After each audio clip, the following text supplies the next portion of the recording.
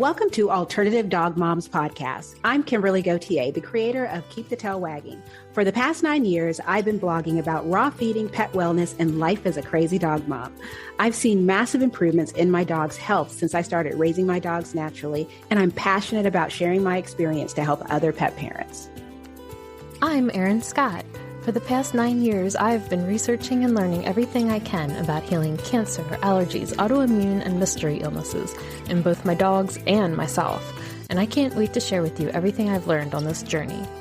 As the Alternative Dog Moms, we're bringing you all the latest dog health news that we're following and sharing the tips, tricks, and resources we learn along the way. Now, let's get started.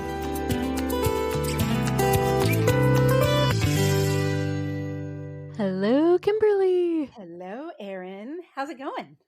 It's going. We had some snow over here.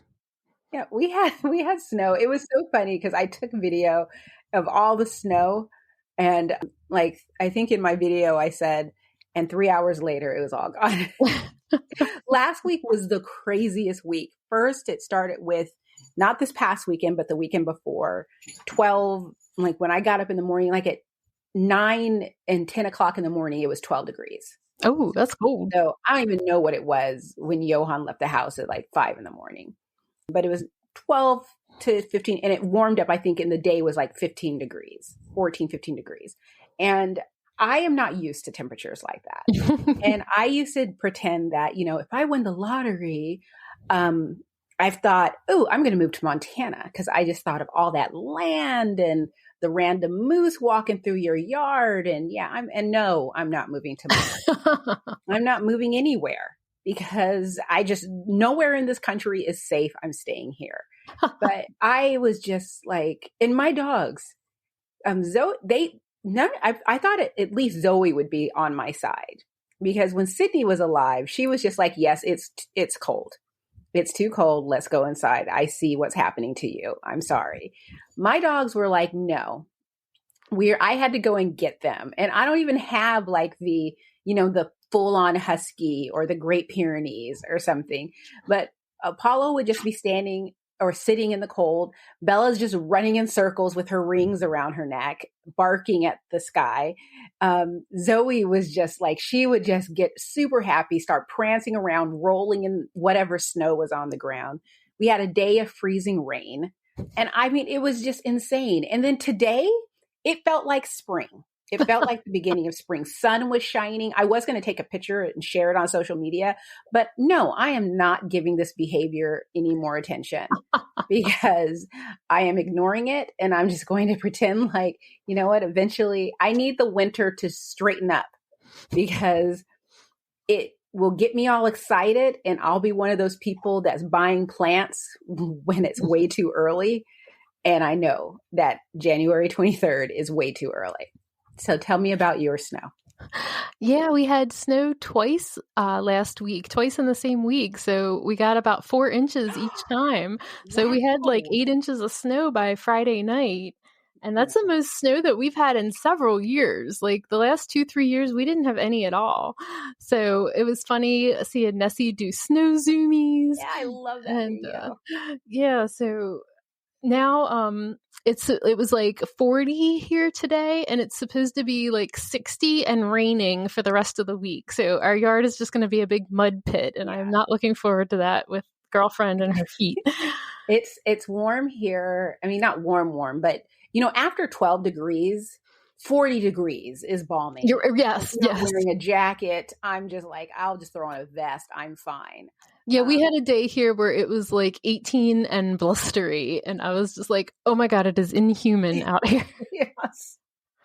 And yeah, it was bad.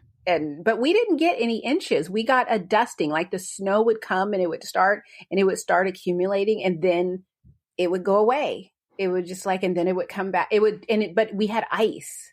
So there was one day where I was in pain everywhere, because we walked twice as long as what we usually do, because the first walk was in one place. I thought, it'll be fine there. No, everything was icy. And I'm I thought the ice was gone. And Apollo, when he's at the beginning of our walk, Apollo was pulling me, and I don't say that because I'm expecting people to give me advice on how to stop my dog from pulling me.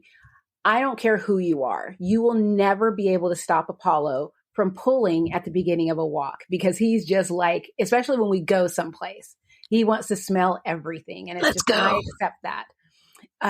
Cause he'll settle down in a bit, but at first he's going crazy. So I'm kind of that way. gliding in different directions and praying that I don't hit the ground. So we tried to walk, and there were places that were flooded, and even though I had my boots on, it was not going to work. So I turned around and loaded the dogs up in the car and went to another place to go for a walk. And that had a few slushy spots, but it wasn't too bad. This was this weekend. Today we walked on the trail and it was beautiful and calming, and Bella's starting to do a little bit better with the bicycle. She still isn't a fan, but she's not like freaking the hell out, which is nice. She's not shaking. But yeah, the weather, I mean, I would love snow. I love snow. I really do. And I love watching the dogs play in the snow. Johan, he's so funny because he'll throw snowballs at him and Apollo's trying to catch the balls. Yeah. It's hilarious as he's trying to figure out how to catch these balls. And Scout used to do that too. But no, we didn't. We just got this. I feel like our winter lasted a week. And now we're in pre-spring.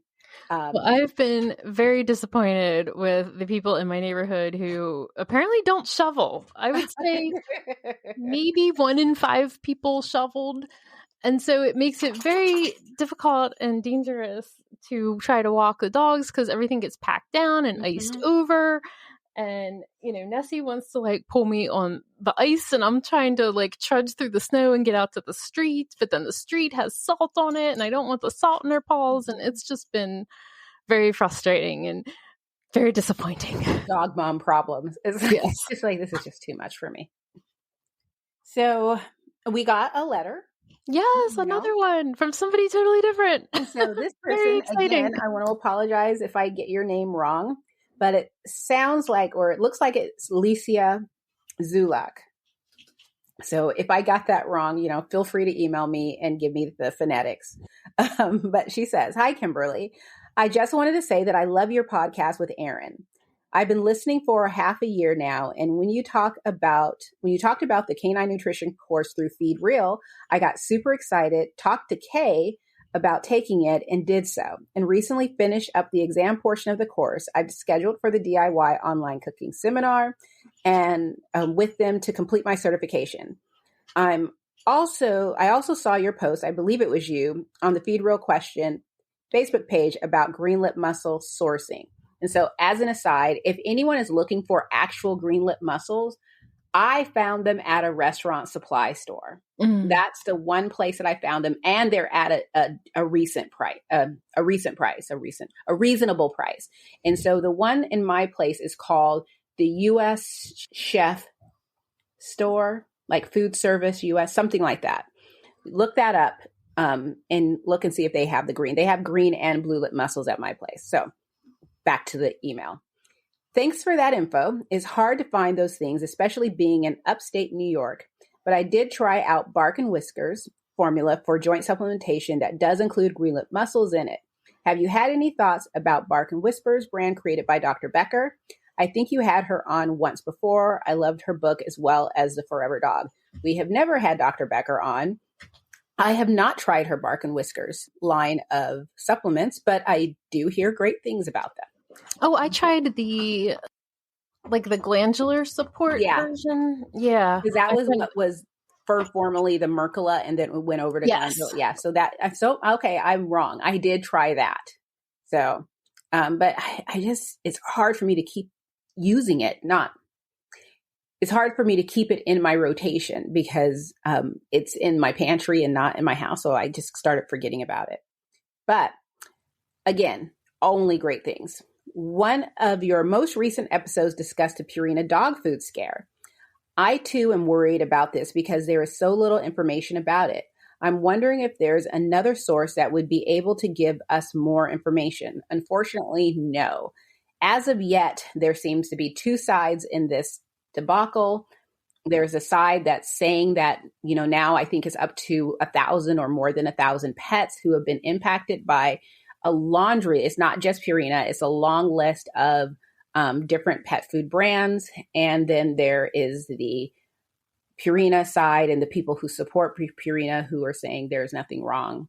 I'm still waiting for more, because to me, the really convincing, like, I'm going to perk up is when I start seeing the veterinarians speak out. I have heard, I think you said you heard from someone who.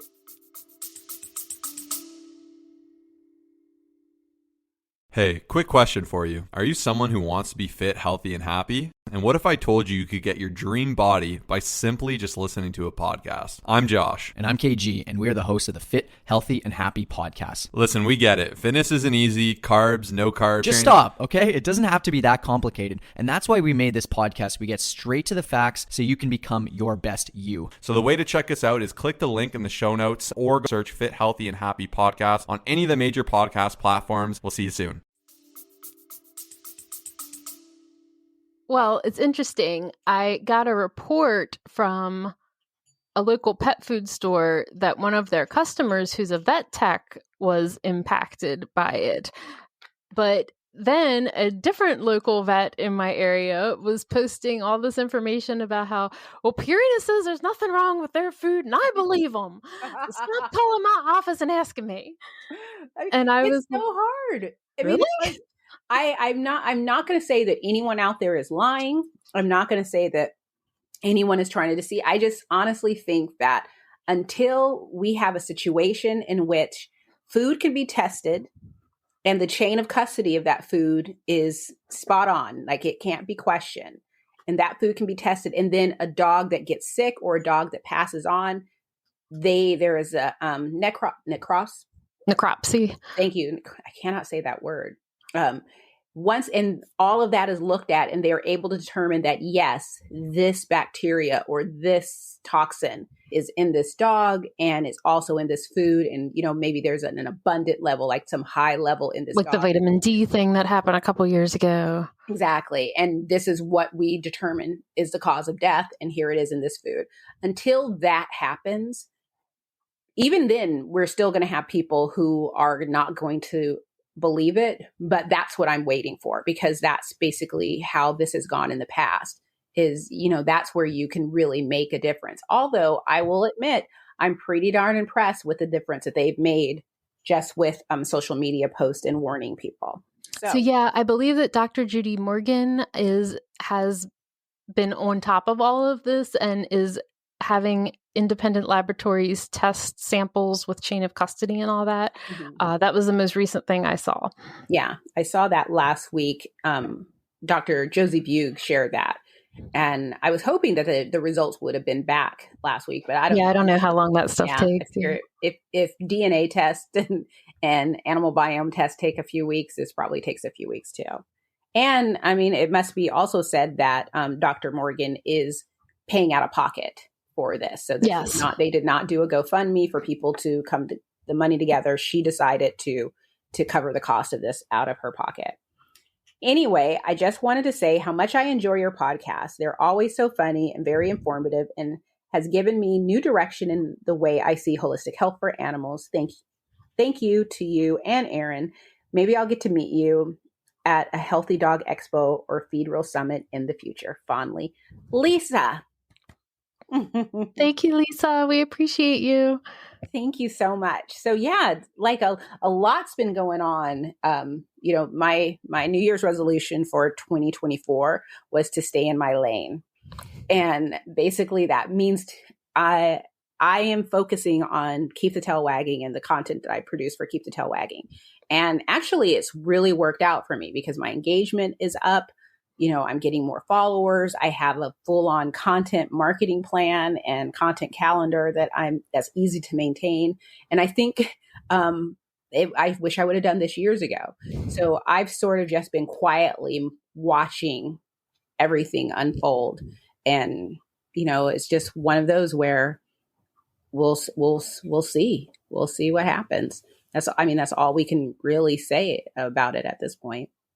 Yeah, I mean, that's how I feel. Like there's other people who have been really proactive with spreading the word and doing things, and I feel like I have nothing to add other than, watch what they're doing, because I'm really interested to see these outcomes. Yeah, it'll be interesting to see, because if it turns out that it was basically, one of those where it was a coincidence, what's this term, like causation doesn't equate, or correlation doesn't equal causation.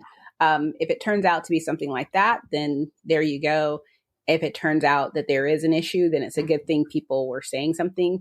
Regardless of how it turns out, I think one thing that will come out of this is people will speak up more, because I think in the past, whenever there's been a situation, like speaking of the vitamin D situation, or even the jerky treat situation, when that happened, I always wondered, because they would say, oh, well, thousands of pets.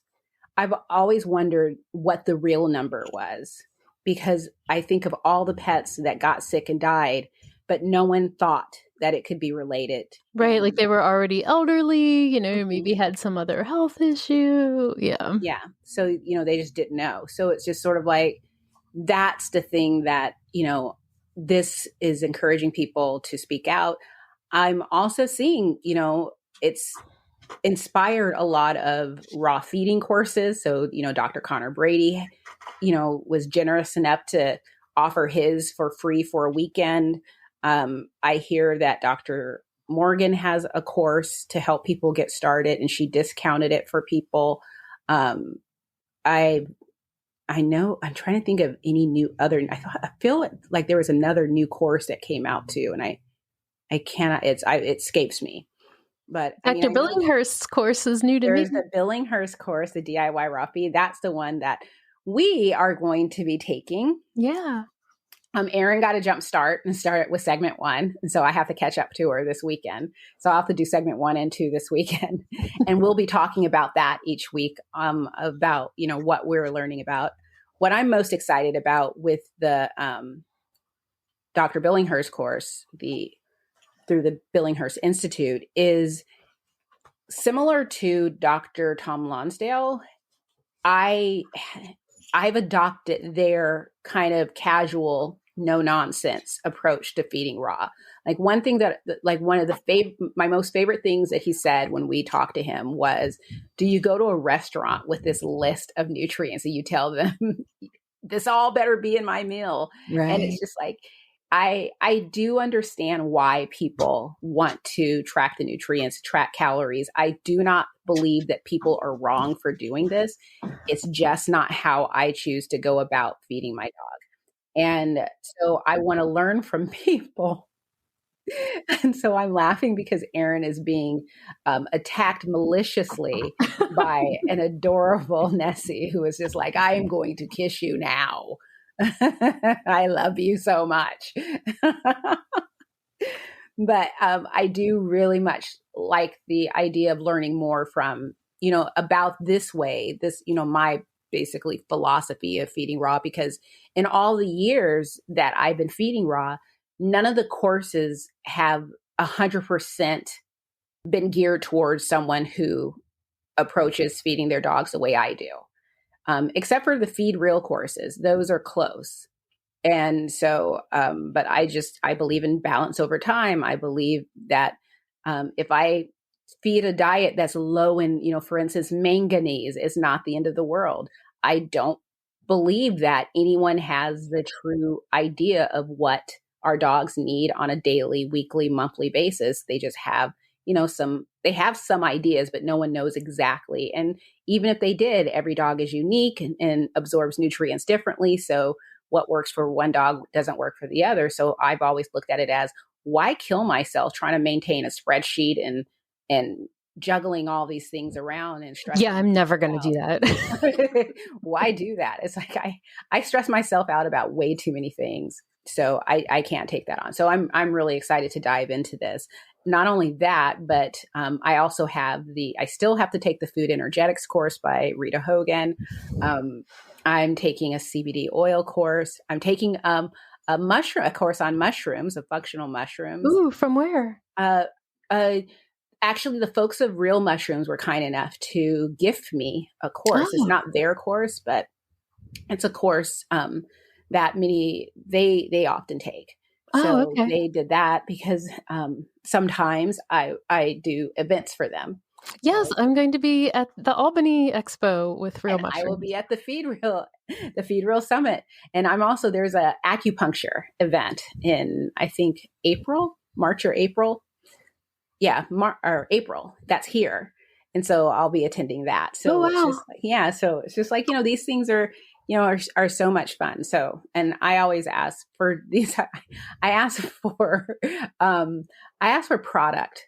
I know I should ask for money, but I ask for product. So I'm really excited to get a course. So I hope that by the end of March, I will have completed all these courses that I have on my plate. So. Well, you've also been busy summiting, because I was doing the Billinghurst course last night, and then I was doing the Dog Gut Health Summit, and I noticed that Kimberly is on the agenda for the Dog Gut Health Summit too. So can I tell you something? Yeah. I did not know that. Oh. Because that is from a long time ago. Oh, okay. That's probably from like 2 or 3 years ago. Oh, okay. I think they just brought it back. And so I went and I was promoting it on my newsletter, and I was just like, oh, they have old picture. Wait, is that me with Sydney? And because I remember I was supposed to send them a picture and I didn't. So they just grabbed one off of my social media, and I was like, oh, that's a nice picture. I remember I was trying to get her to look in a certain direction, but she was watching Blue and Rodrigo play. And after we took the picture, I was like, okay, go on. And she ran out and played with Blue and Rodrigo. Well, I really enjoyed so far the one about hair tissue mineral analysis. Mm-hmm. And I'm familiar with that concept, but I guess it never occurred to me how much of a role and how important that information can be in dogs with digestive health issues. And because of everything we've been dealing with Nino, I'm like, oh, we really need to do this and get a better understanding. And so I was really excited about that. And then what do you think it'll teach you? Or what do you think you'll learn from the test? Well, they were talking about like how all these different like mineral absorption levels can indicate different problems with the gut. And I guess you have to like get an in-depth, like maybe consult or something to really get them to understand it. Because, me, then I'm looking like, well, how can I get certified to read these reports? Because I want to know everything. And, I want to understand how all these things interact with each other, but I'm doing a very poor job paraphrasing, what was in this 45-minute video or whatever, but I was very excited when I got done watching it about understanding what information you can glean from the hair tissue mineral analysis and like how and why it's important, because I have never done that one yet. So, and of course, I always love anything with Dr. Margot Roman and the microbiome restorative therapy and the ozone. And so even though I like have probably heard this information, 27 different times, like I still always watch it because I just a nice reminder. Yeah. Because that's what's funny is that, like, for instance, one of the things that, when we talked to Dr. Lonsdale and he was talking about raw meaty bones, and I was like, oh, awesome. I'm going to start feeding more raw meaty bones. And I did. But talking to Dr. Billinghurst, I was sort of reminded, that's right. I was really into raw meaty bones. And it's not that anything changed, but it sort of double underlines something. Yeah. And I think that sometimes just going back and reviewing something is, you get something new out of it. You now have a new dog. So, and it's like, you start looking at things from a slightly different perspective. I mean, one thing that I'm curious about with Bella is she has such anxiety. I mean, she's getting better. She's very confident with just us, but she's getting better. But I wish I would have done her microbiome a year ago and then today. So maybe I'll do it now and then do it in 6 months, because there's so much you can learn from the gut microbiome. And I was like you, I wish I could just look at those reports and just because I've watched a veterinarian look at them and just, she's glancing at it and going back to the pages and she's like, oh, yep, that's fine. And I'm like, what's fine? Right. I want to know. I can't pronounce the words. So I'll make sure we put a link in the show notes if anybody isn't familiar with the online dog gut health summit. I know you have a link for that, and you can watch it for free. And then they also have like a paid option if you want to keep the videos. But I believe if they do it the way they have in the past, like they'll kind of do like a repeat of it so that you can like watch them all again if you missed, one or something on the free version. So it's not too late, even though we're past the official start date of it. Yeah. So I mentioned Rita Hogan, and she was interviewed. Yeah, I thought that was really interesting. And I thought it was interesting too, because, so people are questioning the age of Bobi. I know, the poor Bobi. People can't get a break. Let Bobi rest in peace. I know. But that is not surprising. It was when I first learned that people were questioning it, and it's not that I was just like, absolutely, he's 30 years. I really didn't consider it either way. To me, I mean, he was an old dog, clearly. An old dog. That's all it was to me. I was more interested in his life and how did he live? What exactly did he eat? How long did he walk? And I got, I spoke with a veterinarian that is in the area that knows the family, and it was amazing. I mean, literally spoke with someone in Portugal. She called the first time, I think it was like 2 a.m, and I was up and awake, ready to talk. And she was like, hey, I wanted to do a Zoom. And I'm like, I can't do a Zoom. It's 2 a.m. Everyone's asleep. And she's like, oh, no, we're not going to do this. And so she made it a better, more reasonable time for me. It was nighttime for her, but it was the afternoon for me. It was fabulous. And I do have an article on my website, which we'll link below, that explained every detail of his life, based on what I learned from the veterinarian. And that was just so like, a breath of fresh air, like, okay.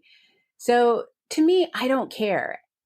When I started seeing that people were basically attacking, and I don't know if attacking is the word, but they were reaching out to the Guinness Book of World Records. And, okay, so first of all, is anyone tracking the Guinness Book of World Records? I mean, I never thought of them as this, not to say that they're not reputable, but I never thought of them as this, leader. And, I just thought it was a fun thing that they did. Right. Like this, like scientific leader of exact, precise information. Yeah. I don't know anyone who's I just thought it was like, to the Guinness Book of World Records. This is the biggest cheese wheel, like. I never thought that it was that big of a deal. And when you read the articles about the people who were questioning the record, it was basically, like one person was like, I have a group of 18,000 veterinarians and we're all, and I'm like, okay. Because it was like, it would sound like they came from an organization, but it was actually just the name of a Facebook group. Yeah. And then you find out that guy's like getting into politics and running for English Parliament and, trying to get his name out there. And he's clearly has, a bug up his butt about Dr. Karen Becker. And then that's when it's like, oh, okay, that's what this is about. Right. If she had not promoted this dog, not to say that she should not have, I'm grateful to have learned about Bobi. And I want to learn about more dogs around the world and get those details like I learned from the veterinarian, because it was absolutely fascinating. So I'm grateful to Dr. Becker and Rodney Habib for introducing us to Bobi and his family.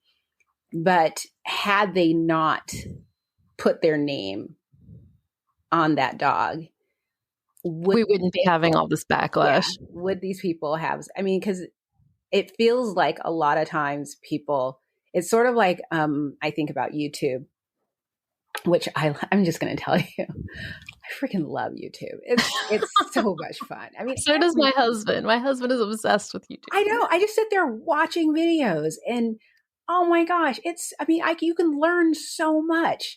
But okay, so when I watch YouTube, I was like, I almost forgot where I was going with this. I just got so excited about.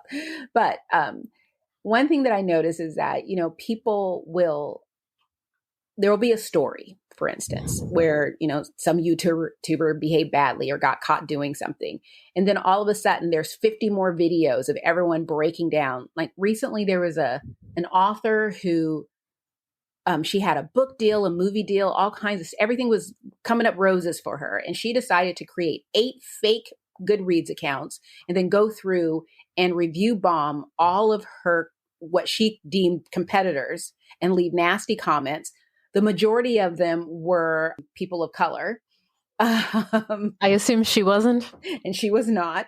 And then she created like a photoshopped messenger conversation between her and some mystery woman who confessed to being the person who left off. I mean, it was a fascinating story. Who has that much time on their hands? Right. I mean, she could have written another book. Yeah. I mean, damn. And what's funny is that and so all of this happened. There are so many videos about this story. I came across it just because YouTube was like, hey, Kimberly, I bet you will like this story. And I was like, okay, you're right. This is fun. I haven't watched them all, but now all these videos are coming through because everyone's covering the story. And that's how I feel about Rodney and Karen.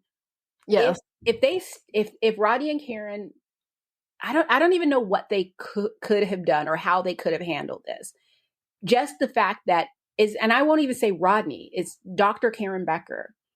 The base that does not like her. It's like, do you have like a Google alert? Probably. When her name comes up so that you guys can be outraged by what she did.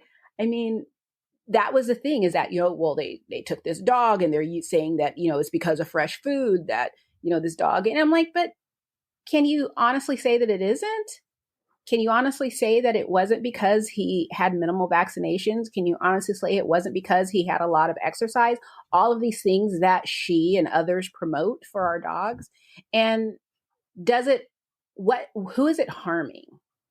I can understand the situations where, because I kind of cringe when I see people encourage dog owners not to use certain medications or not to get certain vaccinations. Not because I think I know more, but I have heard from several dog owners whose dogs are suffering, but the dog owner is terrified of steroids or antibiotics because they've been told that these are killing dogs, not understanding that, no, you're being told not to live off of, like it's okay for, these are temporary things, right, not for the life of the dog. And somehow that they didn't get that message. So they're just afraid of medication or they're afraid of veterinarians. So I can understand, but honestly, is that really happen? I don't know. I don't get it. I'm tired at the end of the day. I don't have time to. I just get so cynical about like internet clickbaity stuff. And that's how I look at some of this, right? Like every time you talk about Dr. Karen Becker, all the clicks go way up, and that's, the advertising dollars and, and so I just get, that's why 100 different people have to have their take and their breakdown on, this thing and that thing or whatever, because it's the hot topic. And and this is why, right, like I'm not good on social media because I see some kind of like trend or clickbaity headline and I'm just like, oh God, like, I am not the one. There's already 1,000 people talking about this. I don't have anything to add to the conversation. Like, just go on with your bad self. Like, yes, exactly. So I was impressed. I thought Rita Hogan handled herself well. Yes. I mean, if she didn't come across as some crazy person, which I'm sure that's what they want. Right. Is someone to come across as some, insane, crazy dog lady type of situation. She was reasonable and, because there are dogs. I mean, I asked the veterinarian, it's like, do dogs in that area typically live long? And she's like, yeah, in their late teens to 20s, so 30, no, but, late teens to 20s. And, and it was understandable. It's a different country. It's, for people in America who are like, but even the people who in America who are like, yeah, that dog is not 30 years old. It's not like they are banging drums and planning, a protest. They just said their piece and moved on. Mostly it was just, I don't think the dog's 30 years old, but it's clear that the dog is old. And they were still curious about the dog's life. It's this small segment that I'm curious to know, what do you guys do outside of debunking Dr. Becker? What else do you do? It's just, it doesn't make any sense. So yeah, I'll make sure we have a link to that if people want to watch Rita Hogan's interview. And, she kept trying to say, like, it should be normal for dogs and cats to be living into their teens and 20s. Like, and to hear, like, in Portugal that's common is interesting to me because it is not common here at all. Exactly. I mean, especially I hear from people, I've had this experience myself where you've had this experience. We're doing everything right and our dogs are still dying. And it's like, it's not that we thought that raw feeding would make them bulletproof, but we sure as heck thought that we'd get at least 15 years. And when I do, come across dogs that are, like, for instance, Krista Powell of Vibrant Canine, she has a Mastiff that's 15, 16 years old. That's unheard of. Yeah. And, you hear, I think Thomas Sandberg had a Great Dane that was 14, 15 years old. You hear about these breeds that are like, yeah, they'll live to 6 or 7. And it's like, no. That's not acceptable. Yeah. But it shouldn't be.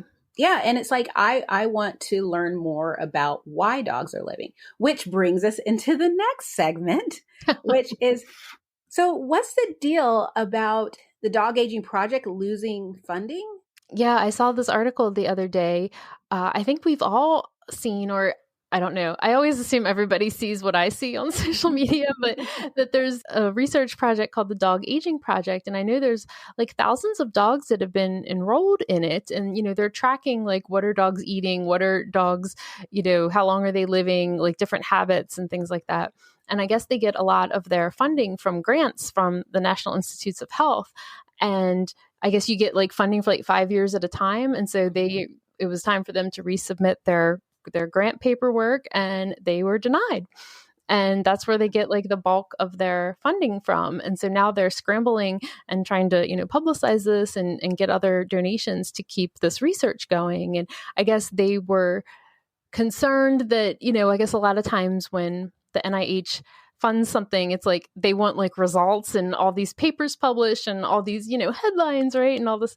And this is like a long term, a longitudinal long-term study. So they, 5 years doesn't give you a whole lot yet. We would hope most dogs would live 5 years. We want to track them over that 5, 10, 15, 20 year period. Exactly. So anyway, I guess they're just trying to publicize, like, hey, help us. We're getting there. Maybe public pressure or have the grant restated. I don't know how all that works, but I was really bummed out to see that.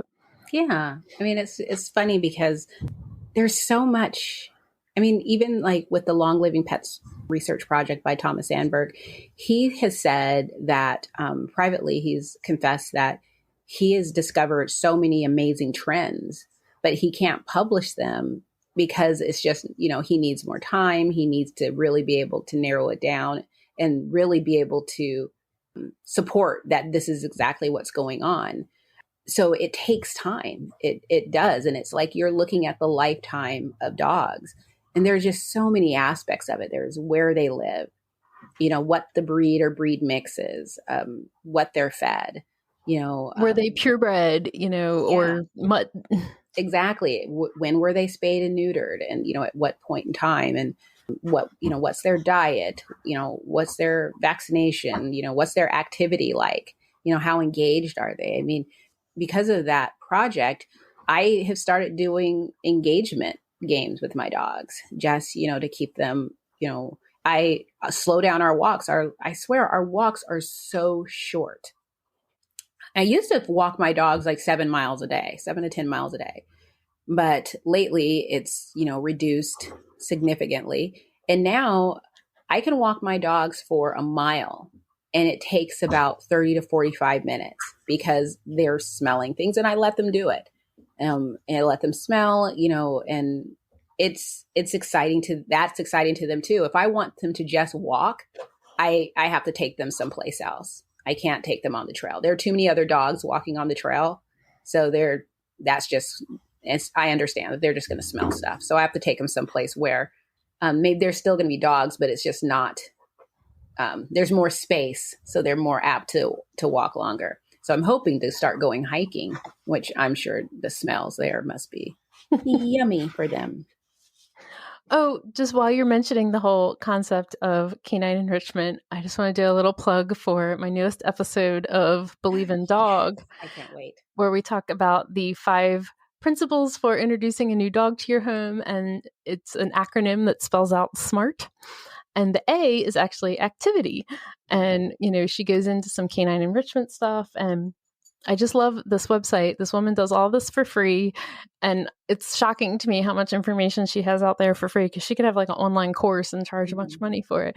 And she just does it for rescues and shelters to use this. And so she has videos and PDFs and of all the different things. Anyway, put a link in the show notes because I think that's a really helpful resource episode. Yeah. And I haven't listened to it yet, but I'm looking forward to it. I'm going to listen to it on a walk. And speaking of, again, I'm looking at my orders. I ordered a book recently about basically dog communication and how they communicate. And I just want to get the name right. Canine Body Language, a photographic guide interpreting the native language of the domestic dog. And someone on Facebook recommended that to me. I'm going to see if I can quickly find her name just to give her a shout out. But I am in love with this book, and it's making me look at my dogs in a completely different way because, the ears will be a certain point. And it's just like, what does that mean? What do they say? And it is so, so, so much fun. I honestly think like canine body language is like the number one thing that I just wish all pet parents knew. I mean, as passionate as I am about health and feeding and all of that, like the number one thing I care the most about is people knowing how to read their dog's body language. Yeah. It is Donna Monte. So thank you, Donna, for recommending the book to me. Within that discussion, another book was recommended, and I have it in my shopping cart. Is it doggy language or calming signals? It's calming signals. Okay, yeah, those are like the 2 that I have. Yeah. So calming signals is like the OG version of that.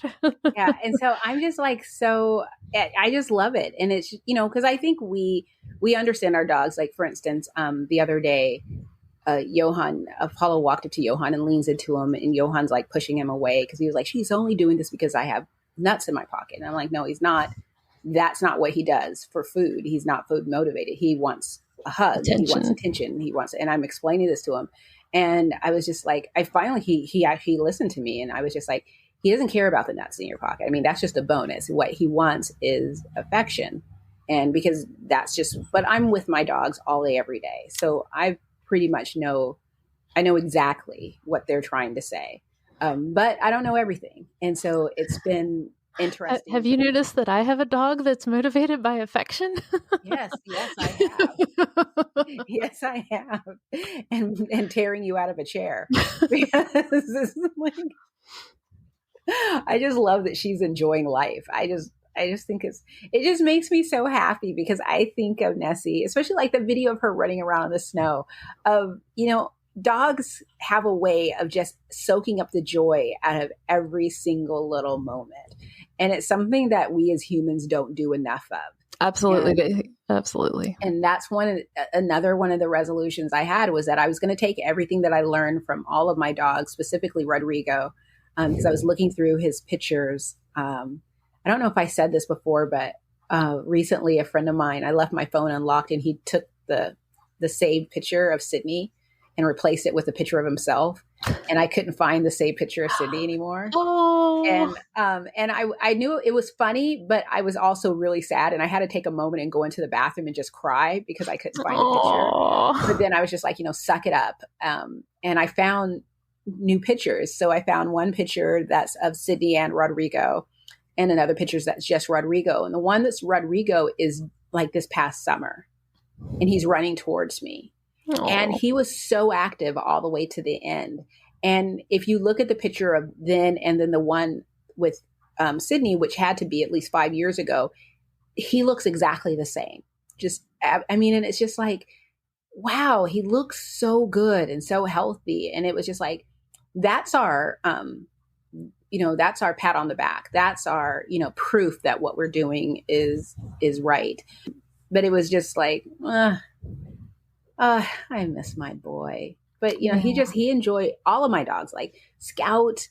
I mean, the things that made Scout happy, it was just like, there was a cat. I have a cat toy in the house, and I would pull it out, and Scout would go like I would be upstairs pulling it out, trying to pull quietly because I had a ball that rolled around, but he would still hear it. And I would hear him start winding up to go crazy. And then I would call him and he would come upstairs, and then he would just, I mean, it was this game that we played, and it was so stupid, but it made me so happy to see him so happy. But yeah, dogs just, they enjoy everything. And so I was just like, you know what? No more being sad. No more being, you know, any of that. I'm just going to soak up every single moment. And so while I stay in my lane. That's definitely a lesson from my dogs, is about like staying in the moment. Yeah. And, you know, 20 years ago when I first adopted Lucy, and then, you know, Kahlua a year later, like, that was something, like, I was having a really hard time, like, at that time in my life. And, like, I remember, like, you know, you get down on the ground, like, you'll see them laying and looking out the door, or, you know, and you just, like, get down on the ground and lay with them. And, like, that was, like, one of my first lessons in, like, how to ground myself, how to stay in the moment, how to just, like, appreciate this right now, you know. Yeah. Like, that's still, like, I vividly remember, you know, can call upon that feeling. Yeah. I mean, it's just like, I love them. I mean, Bella, she sleeps right next to me. And I've gotten to the point where if I get out of bed, if she gets out, like, she likes to go, she'll have to go to the bathroom in the middle of the night. I'll get up, let her out. But when she comes back in, I have to jump into the bed and secure my spot, because she's going to sleep where I was. And if I try to pick her up, she stiffens herself out and goes, I mean, and she's easy. She's our lightest dog. So I just lift her up and shift her over. But Apollo, on the other hand, he's so hilarious because he will lay where I am. And I'm like, you need to move over. And he'll just growl at me. But then he feels bad for growling at me. So he'll give me a lick. And it's so, their dogs are just so cool. I just love them so much. I'm surprised that they haven't busted into the room. I know that they're right outside the door, but I'm impressed there. Because since they've now learned how to open doors, which sucks, but I don't think they understand that that's what they did. So I think the moment when it clicks that this is how you open the door, we're just going to be screwed. Well, we've been having to close the door to this room that I record in, which is kind of like Tim's office, but it's the only place in the house that I have a hardwire Ethernet cable. So I always record in here so I don't, you know, lose Wi-Fi signal. Well, Tim has all these weird random things everywhere in here on like bookshelves and stuff. So in like the past week, she's chewed up his eyeglass case. She was carrying some of his crystals around because this is the room where he keeps all the crystals. And I think Tim is the last person on earth that has a blank CD spindle rack. And he found her chewing on like the CD spindle rack, and there were like blank CDs like all through the hallway. It is like so funny to me because Bella still will pull the innards out of the shoe, like the sole out of the shoe. So yeah, a lot of our shoes are up high. Or what's funny is we have the like what is it called, a coat tree or something in our entryway, and so we have a shelf. If you put the shoes there, she doesn't. It's like she's saying, "Why don't you put them away? If I'm not going to put them away, then obviously it's my toy. Because if I put my shoes there, she doesn't touch them." But you know, I need to get a new pair of slippers though, because she's almost tore a hole in my favorite slippers, but I rescued them in time. But yeah, in our house, it's always her. Zoe doesn't bother anything, and Apollo just walks around with a toy in his mouth. Slippers were always Penny's chew toy of preference, and I mean, I just bought slippers like every other month because they would get all like slobbery and stiff from her chewing. Because you realize they only really have slippers at Christmas time. Like no one wears slippers any other time of the year except for at Christmas time. Target always has them. And so, well, I found them. Walmart always has them. And so if I find a pair that I really like, I buy 2 or 3 pairs. Yeah. Because, I know I'm not going to get them again. And I'm bummed out because the ones that I have now that I really like, I should have went back. They were at Costco. I should have went back and got another pair, but now they're gone. Like most of the time she would just like put her mouth in them and just like carry them around. But then every once in a while we called it Destructo Penny, and she would just be like, and like tearing them apart, We're like, Destructo Penny came out. Oh my gosh. That is so funny. I love dogs. They're so cool. So, yeah, I had something else to tell you, but now I'm just thinking of Destructo Penny. Well, one, I'm going to start painting. Oh, I've decided. I went to a paint and pour. I've been to many. In our community, our paint and pours are by, it's the Island Girl Paint Studio. It's my friend Danielle that owns that business, and she hosts paint and pours around the area. And she actually has one tonight tomorrow night. But I'm not going to be able to attend, but I'm thinking about attending. But she had one this weekend, and usually it's paintings. But this time we did something where we built up a 3D type of, I wish if I had it in here, I'd show it to you, but it's not in here. But we built up a 3D little thing. I did post about it on my personal profile. And mine is a dog. And so you paint every level and then you glue the new levels on. And it was so much fun and it was so cool. And it took a long time to do, but it was so much fun. What's funny, and I didn't tell Danielle this, but in preparation for the paint and pour, and my other friend Jennifer she's like, you never read the emails. And I'm like, I know. I signed up. Yeah, that's it. Okay. Yeah. It's like I signed up for, the paint and pour thinking we were going to be painting. So in preparation, I started watching a bunch of YouTube videos of, painting. Cause I was like, I'm going to go off the rails and just paint something different. But then when I got there, I was like, oh, that's not what we're doing. But I still wanted to paint. So I stopped at Michael's and got some canvas and some paint and some brushes and all beginner level stuff. And I told Johan, it's like, we're going to start painting together because it's something couples should do and it's going to be fun. And he's like, okay. So I'm excited. That's very fun. Yeah, I have no artistic talent in that regard. Like even those paint night things intimidate me. I know someone who, like in that picture you held up, the painting behind that was from another paint and pour, but that wasn't mine. It was someone else's who just went off that we were painting snowmen. And she just did that. And I'm just like, what the hell? And she did it freehand. Oh, wow. Yeah, she's one of those painters who just wow. I'm going to paint this. Yeah, and it's beautiful. And she was like, oh, you can. And she was just so matter of fact. She was like, oh, yeah, you can have it. And I was like, really? Because I will take it. And so it's been hanging in my house ever since. So, because I think it's so beautiful. But yeah, I want to reach that level. So, it's not that I don't have a lot to do, it's tax season, my day job world. And, then of course, podcast, blog, social media. Yeah. The podcasting is my creative outlet. Yes. We have a lot of, but why not? I'm going to start adding painting to the mix. So we'll see how that goes. It's good to be well-rounded. Any TVs, shows? Yes. No, what? I'm obsessed with the new season of True Detective. Okay. I haven't watched it. I've just been looking, like every time it comes up, I'm like, should I? Yes. Okay. I don't know if anything will ever be as good as the first season, but this is amazing. And I feel like they brought back, one of the things I thought was cool about the first season was there was kind of this like little bit of a supernatural mystery. You're like, is there something otherworldly going on? And they kind of brought a little bit of that element back, and it takes place in Alaska. And so it's like indigenous otherworldliness. And yes, it's very fascinating. And it has Jodie Foster, and she plays like the most unlikable character, but it's like you still like her because it's Jodie Foster, And yeah, it's really, really, really good, and I'm so excited about it. I'm totally sucked in. Okay, there's a companion podcast.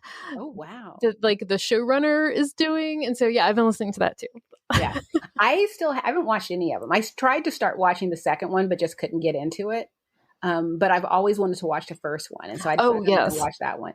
And the reason why I really want to watch it is because I'm convinced that Woody Harrelson and what's the other guy's name? Matthew McConaughey. Yeah. And it's like, all right. That's the only thing I think of. I'm convinced they're brothers.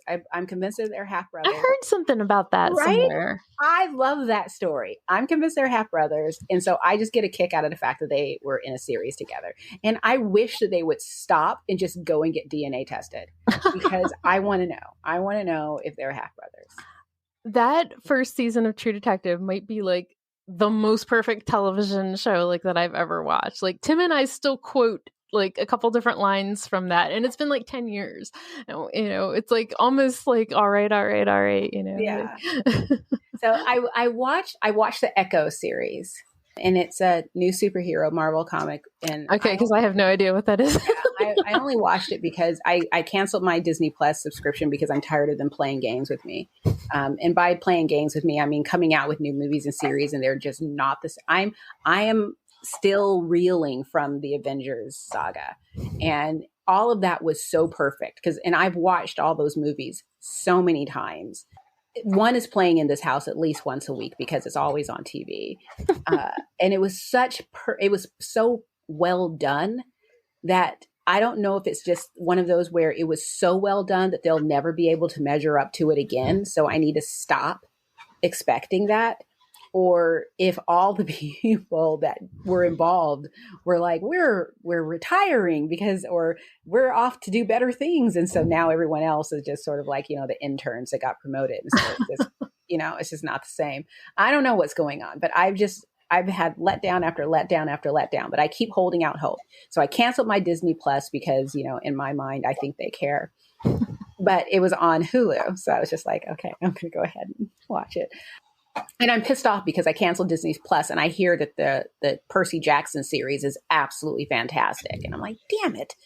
Anyway, so I watched Echo and yeah, it wasn't what it needed. It wasn't what I needed. But it had such a cool story of, you know, because this is a Native American superhero and then the lead character is deaf and she actually is deaf. And there was so much that they could have explored as far as the lore of the history. They touched on it, but I kept watching episode after episode, waiting for some type of flashback episode that would fill me in on all this stuff. And it was just, and by the time it was over, the ending had, and I'm just going to ruin it. So if you don't want, spoiler alert. Yeah. So if you guys don't want me to ruin it, it's not really ruining the ending. It's just a scene that happened. I think it was the last episode. It gave Buffy the Vampire feel of when Buffy was like, I'm going to, like, everyone now, instead of everyone waiting for the Slayer to die for a new Slayer to be born, they did some type of spell where all the Slayers were awakened so they can fight the big bad. And it was kind of like a little bit of that going on, where it was just like, okay. But I was at that point was just sort of like, oh, and I feel like she ruined the bad guy too. I think she might have, I'm not sure. I was kind of confused. But I watched it straight through. I did. I watched it straight through, but it wasn't bad. I mean, it kept me engaged, but it just wasn't. They could have done more, it sounds like. Yeah, I wanted more. I wanted so much more. And that's what I love. It's like there are these shows out there that go, like, you imagine a room where they have a timeline and they have like the strings that map together. And, you know, where it's just like, wow, this is so, like, you know, Game of Thrones. How did, you know, is it George R.R. Martin that did Game of Thrones? Oh, yeah. How did he keep all that to get that whole straight world? Or the same thing with, you know, the Lord of the Rings. How did you keep all that in your head? I mean, Harry Potter, where, you know, it's not easy to take a book or a comic book and put it on the big screen, because you're obviously going to let somebody down, because we all have it in our head what it should look like. But to be able to do that and change things here and there, because you can't help it, you have to sometimes, and it still be just absolutely beautifully done. wow, that's where my, like, I wish I was creative like that. I wish I could create a world, because it's just like, I bet they were annoying kids to play with. Because I bet their games had really intense rules. And well, that was what's interesting about the True Detective like companion podcast is you're kind of like learning how they built all that, and then like hearing what affected their decision making and things. And yeah, it's like I have no idea how, you know, all these tiny little decisions, you know, that have to be made. And so, yeah, it's been cool hearing about that. Well, it reminds me, I mean, I'm sure they still do it, but it's not something that I haven't looked at in decades. But remember when the DVDs used to have the director's cut? Or the director commentary? And so you would listen to them and they would talk about the choices they made. My favorite one was 30 Days of Night, where they created a language for the vampires. You know, they distorted the faces on, you know, camera, like they did something with the camera to distort the faces. They all went to vampire school to learn how to move the way they wanted them to move. I mean, they took it so seriously. Can I go to vampire school? It is the scariest vampire movie that I've ever seen, and I love it. I don't think I've seen that one. Oh my gosh, it's absolutely frightening, because it's just sort of like, yeah, it's absolutely frightening. But yeah, I love movies. Oh, okay. This is so silly and completely off topic, but someone did a TikTok for me, and I'm like so excited. So I came across a TikTok. I don't even remember what it was about. It came through my For You. I don't remember what. I know he was talking about something about Generation X, and I'm watching it, but behind him he has like those what are they called? The pop. Do you know what I'm talking about? The little statues. The figures, yeah. Yeah, he had a bunch of those on the shelves around him. Plus, and I couldn't tell if they were DVDs or if they were CDs. But he had all this stuff going on around him. And I just commented, I can't even focus on what's being said because I'm too busy looking at what's behind you. Please do a tour. And he did one and had my little comment up there. And I was just... the little things that make me happy. I was just so overjoyed. And he has some like really cool things. He is all music. He's a DJ. Oh, okay. He does DJing for weddings and stuff. And it was really kind of fun. It was really cool. So. Yeah, there's about 1,500 CDs on the other wall of this room that I'm in. You know, Tim and I both used to work at the music store. That was when we met. We both worked for the same company. And so mine are out in the other room, and then his are in here. I think he eventually he had all his cassette tapes in these holders. I think he eventually got rid of those. But yeah, we had that collecting thing earlier in our lives, especially with CDs and music. Yeah, and it's funny because he was like, I don't know what. He's like, people usually give me a hard time because of all the stuff behind me. And he's like, you know, because it's like, oh, you're such a child. And he's like, but I don't know. He's like, I think it's my age. We just collect things. And I'm like, yeah, I do movies. And I have my little figurines, but, you know, I have my Star Wars stuff. But he's a Star Wars fan. So I was like, oh, you want to be friends? Hi, friend. So, I definitely have a lot of books. As Tim will tell you that I'm probably going to die under like an avalanche of books, or like my bookshelf collapses on me or something. That is I would have a lot of, I do have them. They're all packed away. But now with Audible, I just have a huge library. So my Kindle's out of control, but I still buy some hard copies. If I really love a book, just like if I really love a movie, I buy it. Because okay, so this is stupid. It makes more sense with the book, but with the movie, my thought is that if everything goes to shit, at least I'll have it, and I will, you know, because I don't have cable or anything, I can still watch it. Well, if everything goes to shit, I probably don't have electricity either, so I can't watch my movies, but I can at least watch my books. And with the authors that I love, their books are primarily either on Audible or they're electronic, so it's really hard to get hardbacks, and if you are able to find them, because they're so rare, they're very expensive.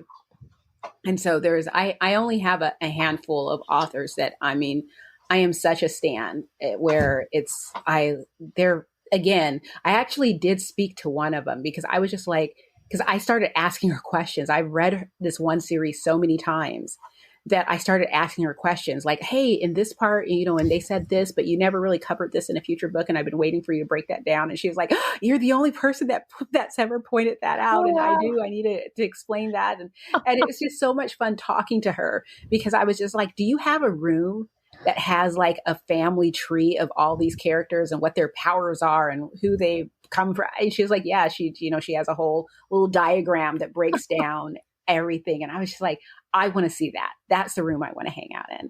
And another author, Jennifer, so that's Scarlet Dawn, Jennifer L. Armentrout, who is another just favorite author of mine. She has, I don't know if this was in her house or if she just found it and wanted it, but I feel like it was in her house, where she has a reading nook that is like any reader's dream of, yes, this is like, when I'm in this area, I am invisible. Everyone leave me alone type of area. And it was so beautifully decorated. That's my Lattery dream home thing right there. I mean, just to have these little nooks and stuff. It's like, oh, I just love, I wish I could write a world like that. It's just, if I started, it probably would never be published, because it would take me forever even though there are like some books where it's like taking forever for the next book to come out, like years and years for the next book to come out, I don't get angry or frustrated, because it's just sort of, I know that by the time it does come out, it's going to be so amazingly beautiful. Like I read a lot of like mystery series. And so, oh my God, like I love when I'm like, oh, I just discovered a new series and there's 25 books in it. Like that makes my whole day. Like I'll like Tim, like he'll be like, I'm like, guess what happened? Guess what? He's like, new book series.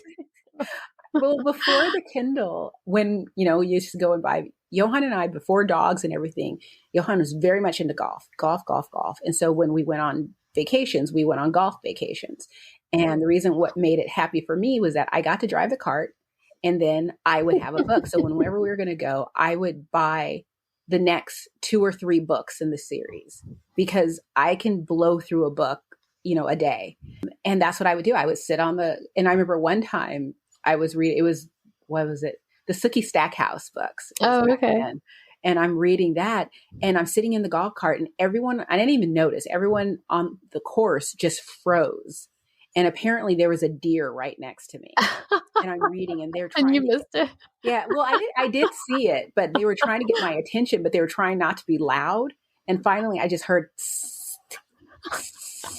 type of thing. And I look up, and it wasn't Johan, it was someone else. And they were like, pointing, and I just slowly look over, and I'm like, oh, there's a deer. And I was really into photography then. So, and I didn't pull out my camera because I knew that the deer would run off. So I was just like, oh, very cool. But I was at a really good part of the book. So. Yeah. Well, we were on vacation, and Tim had gotten me a Kindle when you had to get like a physical Kindle. And now I just have the app on my phone. But I was kind of like, I don't know about this Kindle thing. Like, I liked having a book. Yeah. But then a friend of mine had like lent me a book by this amazing mystery author, Laura Lippman. She writes a lot of stuff based in Baltimore. And I was like so obsessed with her writing. And I'm like, oh, here it is, like 11 o'clock at night. We're at like someplace in Virginia mountains. And I'm like, I can just download the whole book right now and start reading. I don't have to wait and go somewhere. I don't have to place an order. And I'm like, oh, now I get the Kindle. I know. Well, so funny, because Johan got me the Kindle. He got me the Kindle Fire. So it was the first Kindle Fire. And I remember my stepson, they went shopping, and he was like, he was going to get me a Garmin or a Kindle Fire. My stepson, no, get her the Kindle. She likes to read. And so I'm so grateful. Good job, Cole. And I basically spent the weekend reading the Hunger Games books, because the movies were coming out, and a friend wanted to see them. She's like, I need you to read the books first. And so I was like, all right. And I was just like completely obsessed, and it came charged or partially charged. And when the charge ran out, I was just like, oh my gosh. But it was the best Christmas, because I think maybe Johan just wanted, like, it's like giving a child a game and leaving them in a room, and you knew they'd be okay, because he just let me be. But I didn't finish the entire series that weekend, but I finished the first book. But yeah, I have, and I love that, it's backed up. So, cause I get a new one every 2 years. I get a new one. And it's so easy because I just tell this is what I want to do. You want us to, it's like, yeah, move the stuff over. And then I come back, you want to see, it's like, yeah, bring me my stuff back. And I love it. I'm sorry. I know Amazon is the root of all evil. I know that they're destroying small businesses. I know these things and I am supporting them. And I'm so sorry. But they have made my life so just these little things. Like I found a puzzle app. There's a puzzle game app where I just put together puzzles on my Kindle. And I do that every day. I tell myself I'm doing it for my cognitive health because I'm getting older. Mostly it's just fun. It's just a lot of fun. So yeah. Okay. There you go. It was nice talking to you. Always a pleasure. Bye.